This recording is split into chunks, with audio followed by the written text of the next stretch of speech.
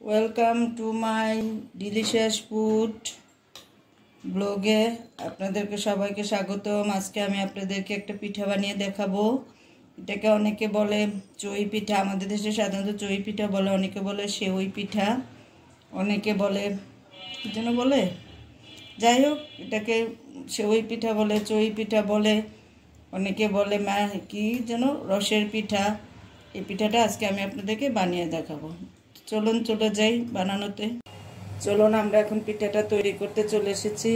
আমি এখানে 1.5 কাপ পরিমাণ পানি দিয়েছি, যেহেতু আমার চালের গুঁড়া হবে মিনিমাম 4 কাপ। একটু লবণ দিয়ে দিলাম, আর পানিটা বলক অলরেডি নিয়ে আসছি।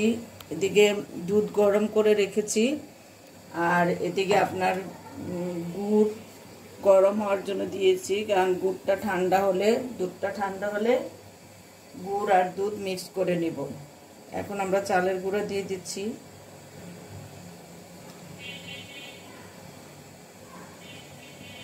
আমি একটু বেশি করে করব, তাই 4 কাপ দিয়ে দিলাম।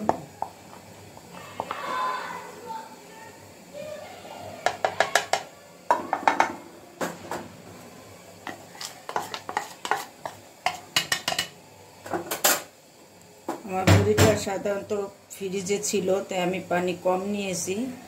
এবার জালটা একটু কমিয়ে দিয়ে এটা একটু ঢাকনা দিয়ে দিব, যেন ভালো মতো এটা সিদ্ধ হয়।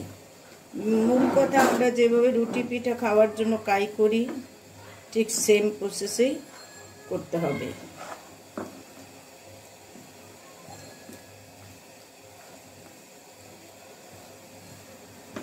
এটা প্রপারলি হওয়ার জন্য একটু ঢাকনা দিয়ে দেই। ঢাকনা দিলে আটাটা খুব সুন্দরভাবে কাই হবে। মোস্ট প্রবাবলি এটা হয়ে গেছে।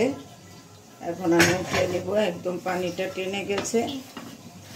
এখন আমি এটা তুলে নিব, তুলে ঠান্ডা করে যেভাবে রুটি পিঠা বানায় সেম সেইভাবেই ডোটা করতে হবে।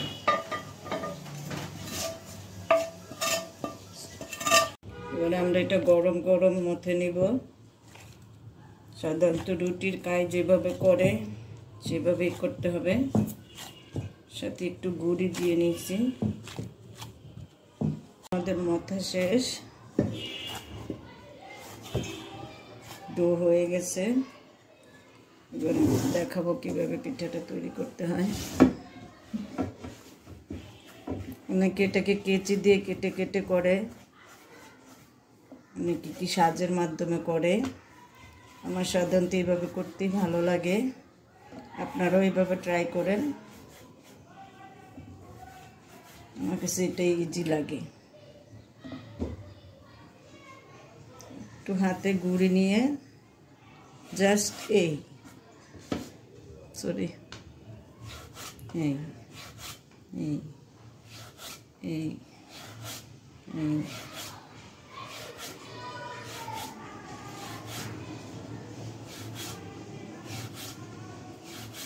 এইভাবে করলে অনেক সুন্দর হয়।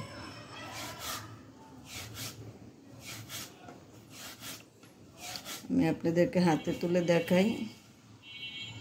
এই যে, অনেকে এটাকে সেওই পিঠা বলে, অনেকে এটাকে চই পিঠা বলে। আমাদের চাঁদপুরে চই পিঠা বলে। কে কে চাঁদপুর থেকে দেখতেছেন আমাকে জানাবেন। এভাবে আমি সবগুলি পিঠা বানিয়ে নিব। আমার পিঠাগুলি কত সুন্দর হচ্ছে, ওয়াও, দেখতে অনেক নাইস লাগতেছে, তাই না? অনেকে এই পিঠা সাধারণত সবে বরাতে খায়। এখন যেহেতু চতুর্পাশে শীত, প্রচণ্ড শীত, ঢাকা শহরেও শীত, মফস্বলেও শীত, সবাই সকালের নাস্তা খায়, বিকালের নাস্তা খায়। আমি বিকালের নাস্তাতেই বানাচ্ছি। পিঠা বানানো হতে হতে আমরা এদিকে দুধটা বসাই দিলাম। ঠান্ডা গুড়টা দিয়ে দেই। ঠান্ডা দুধের সাথে ঠান্ডা গুড়টা দিলে আর দুধটা ফেটে যায় না, ছানা ধরে না। গুড়টা সম্পূর্ণ দিয়ে দিলাম এবং মশলা একটু দিব, লং, দারচিনি দিলাম, এলাচ, 2টা এলাচ, 2টা দারচিনি, একটা তেজপাতা। এবার দুধটা হতে থাক। একটু চিনিও দিছি সাথে, আমি দুধটা যখন জাল দিই তখন চিনিটা দিয়ে দিছিলাম। এখন দুধটা হতে থাকুক, আমরা পিঠা বানানো শেষ করি। পিঠা হতে হতে আমার দুধটাও হয়ে গেছে। দেখেন কি সুন্দর একটা স্মেল আসতেছে, কয়েকটা বলক আসছে, যে সর পড়ে গেছে চতুর্পাশে। এখন পিঠাগুলি ঢেলে দিব। দেখেন পিঠাগুলি দেখতে কত নাইস লাগতেছে। কে কোথা থেকে ভিডিওটা দেখতেছেন বলবেন, কমেন্ট করে জানাবেন। এখন পিঠাগুলি সব ঢেলে দিলাম। অনেকে আবার এই পিঠা রোদে শুকিয়ে বয়মে ভরে দেয়, পরে আসতে যখন খাবার রান্না করে খায়। এটা সাথে সাথেই বানালাম, সাথে সাথেই খাবো।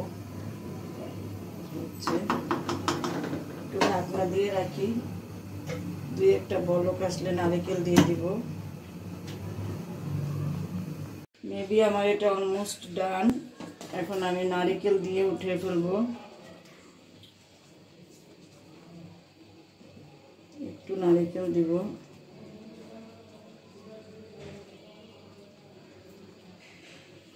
নারকেলটা হতে হতে আমি তেজপাতা তুলে ফেলবো। তেজপাতা একটা বিরক্তকর জিনিস খাওয়ার সময়।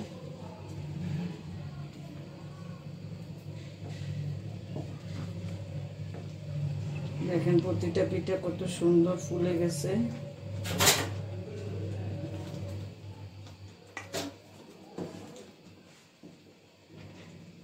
আমি এটা বাটিতে নিয়ে নিব।